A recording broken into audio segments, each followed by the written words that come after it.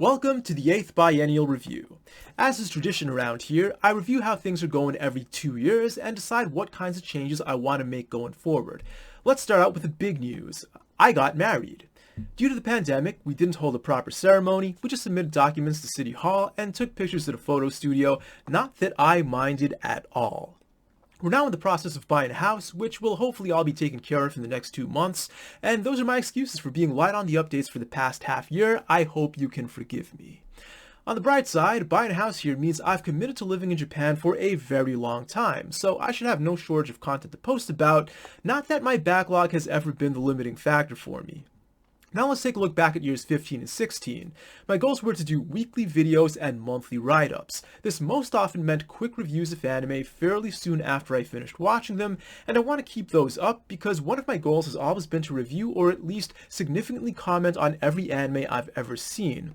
That, of course, is a tall order, but by talking about anime as soon as I finish watching it, at least the list won't get any longer.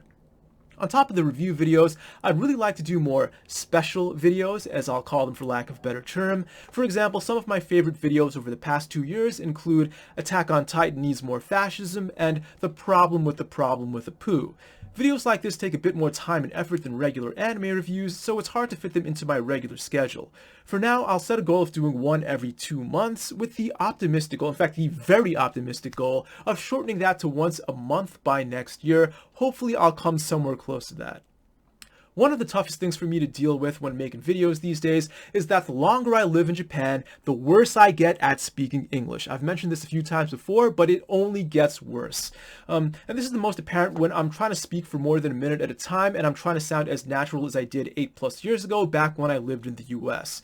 Now there are 3 ways I could potentially deal with this. One is that I could find more ways to speak natural English in my everyday life to get back into shape, but this is simply unrealistic right now, especially while studying Japanese is still a priority for me.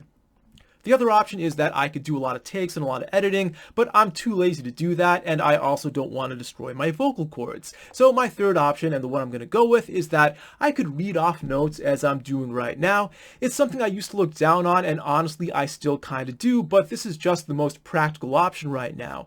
We'll try it out and see where it goes. Maybe I'll like it, maybe I won't, but sorry in advance for the lack of eye contact. As for the monthly write-ups, I want to get back into doing that, but only for normal review type posts. I like to make the special posts their own pages. And on a final note, I'm losing my longtime email address, Baka-Raptor@Baka-Raptor.com, because for the first time in 16 years, GoDaddy is going to start charging for the email address that was initially issued to me for free. Now, I hardly ever use it, so it's no real loss, but if you need to contact me by email for any reason, please use Baka-Raptor@gmail.com. Please note there is no hyphen between the Baka and the Raptor. I've had that email address for a long time, so feel free to use it. I'll read that fairly regularly. And that's all for now. Thanks to all of you for following me for all these years, and we'll see how things are going again at the 18-year mark in 2024.